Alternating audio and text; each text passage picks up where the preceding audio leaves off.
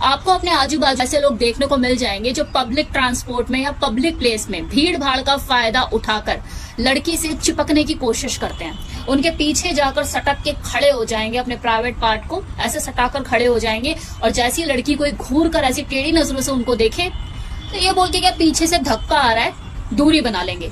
और जैसे उस लड़की का ध्यान इधर उधर हुआ फिर से उससे पीछे जाके चिपक जाएंगे। और ये नजारा अक्सर आपको देखने को मिल जाता होगा, मैं तो देखती आई हूँ। अपने कॉलेज टाइम में जब बसों में आया जाया करती थी तो इस तरह के नजारे देखने को मिलते थे। और अभी भी अगर आप भीड़ भाड़ वाले इलाके में कहीं जाओगे तो इस तरह के कुछ छपरी लोग ये काम करते हुए आपको दिख जाएंगे। दूर से पता लग जाएगा हाँ ये ऐसी गंदी हरकतें कर रहा है। मैं जानती हूँ आज जिस विषय के ऊपर मैं बात कर रही हूँ मेरा कोई सेक्सुअल कंटेंट से रिलेटेड टॉपिक नहीं है, लेकिन ऐसा पहली बार नहीं है जो मैं इस तरह के टॉपिक के ऊपर बात कर रही हूँ। अगर आपको पसंद आए तो देखिए, नहीं आता है तो स्क्रॉल करके आगे बढ़ जाइए। देखिए मैं तो आज इसी टॉपिक के ऊपर बात करने वाली हूँ, क्योंकि अक्सर इसे लोग फैंटेसी से जोड़ देते हैं कि ये उसकी फैंटेसी होगी। अरे भाई, दुष्कर्म और फैंटेसी में जमीन आसमान का फर्क होता है। ये फैंटेसी वैंटेसी कुछ नहीं है। विषप्त मानसिकता के लोग होते हैं ऐसे जो ये काम करते हैं। ऐसे कामों को करने में वो पुरुष वो लड़के ज्यादा रुचि रखते हैं जिनकी जो मानसिकता होती है, उनकी जो विचारधारा होती है स्त्रियों के प्रति अच्छी नहीं होती।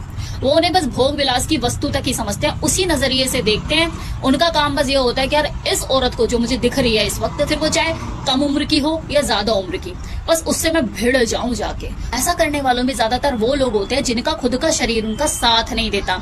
गलत आदतों में लतों में पड़ने की वजह से उनका जो शरीर है वो खराब हो चुका होता है, लेकिन मन में दबे अरमान तो होते हैं। भीड़ भाड़ वाले इलाके का वो फायदा उठाते हैं, फिर चाहे वो पब्लिक ट्रांसपोर्ट हो या कोई सब्जी मंडी इस तरह का कोई एरिया हो, बस जाकर लग जाएंगे, फील लेंगे और अपनी दूषित मानसिकता को सुख करने का प्रयास करेंगे। दूसरा पॉइंट, कुछ लड़कों की संगति गलत होती है। उन्होंने ना तो अपने बाप को अपनी माँ का सम्मान करते हुए देखा, ना अपने भाई को अपनी बहन का सम्मान करते हुए देखा, और ना ही अपने दोस्त को किसी लड़की को सही नजर से देखते हुए देखा। वो उन्हें हमेशा भोग विलास की वस्तु ही नजर आई है, तो जिसके वजह से उसके अंदर भी भेड़िया जाग जाता है और उसे अपनी इच्छाओं को पूरी करने का तरीका यही समझ में आता है। ऐसे लोग बीमार होते हैं, दिमाग से ही बीमार होते हैं।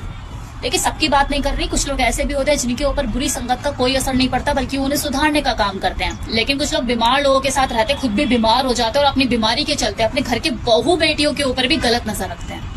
जो लड़कियां रेगुलर पब्लिक ट्रांसपोर्ट में ट्रेवल करती हैं, बसों में या मेट्रो में, वो जल्दी समझ जाती है, पहचान जाती है अनचाहे हाथों के झुकने और मुड़ने के जो तरीके होते हैं। इसलिए वो उनसे 5 फुट की दूरी बना लेती है। लेकिन वो 5 फुट की दूरी बनाने से पहले वो 5 बार खराब भी तो हुई होगी ना। सोचो उसे कैसा महसूस हुआ होगा जब किसी ने उसे अनचाहे तरीके से टच किया होगा, छुआ होगा, कैसा लगा होगा उसे।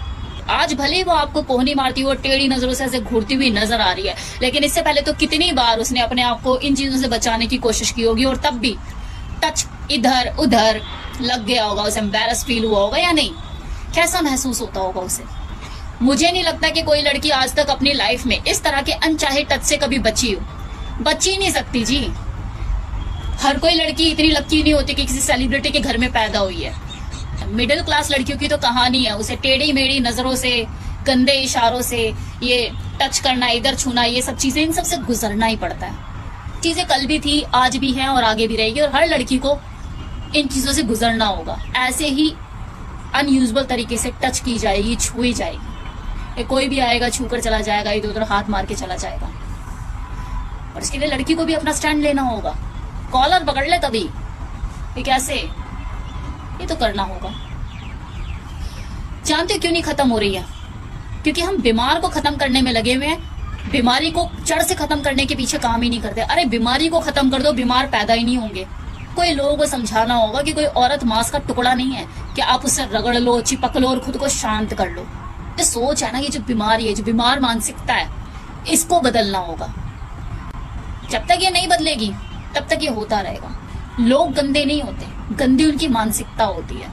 सोच बदल डालो, लोग अपने आप बदल जाएंगे।